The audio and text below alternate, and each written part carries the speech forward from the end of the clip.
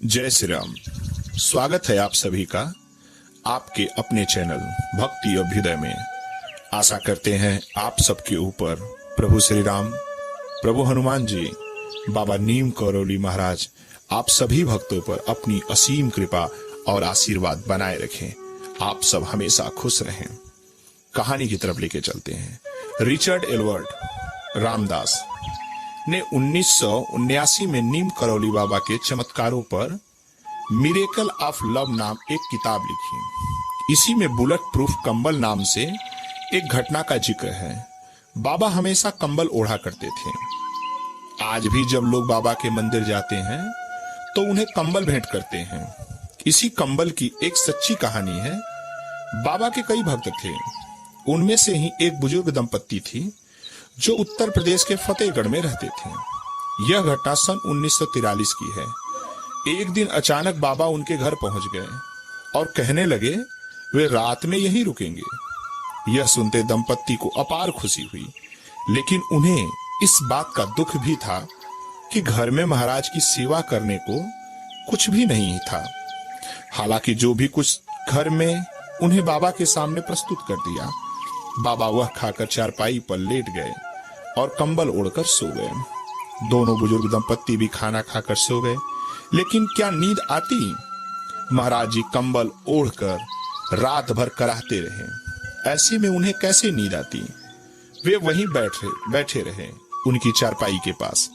पता नहीं महाराज जी को क्या हो गया है, जैसे कोई उन्हें मार रहा है। जैसे तैसे कराहते कराहते सुबह हुई। सुबह बाबा उठे और चादर को लपेटकर बुजुर्ग दंपत्ति को देते हुए कहा, इसे गंगा में प्रवाहित कर देना, इसे खोलकर देखना नहीं, अन्यथा फंस जाओगे। दोनों दंपत्ति ने बाबा की आज्ञा का पालन किया। जाते वक्त बाबा ने कहा, चिंता मत करना, महीने भर में आपका बेटा लौट आएगा।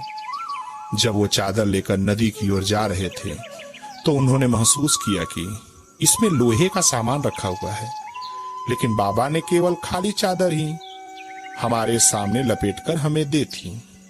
खैर हमें क्या, हमें तो बाबा की आज्ञा का पालन करना है।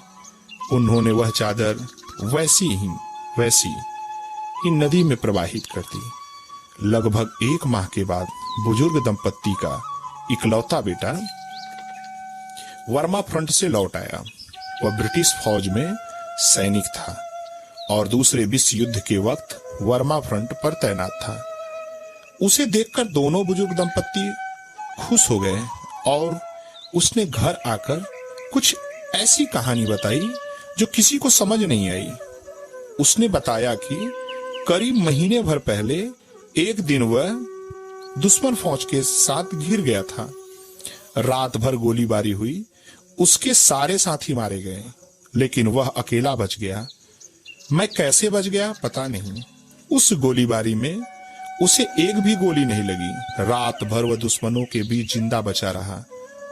भोर में जब और अधिक ब्रिटिश टुकड़ी आई तो उसकी जान में जान आई। यह वही रात थी जिस रात बाबा नीम करौली महाराज उस बुजुर्ग दंपत्ति के घर रुके थे। सभी भक्तों को जय सीताराम, जय बाबा नीम करौली, जय श्री राम।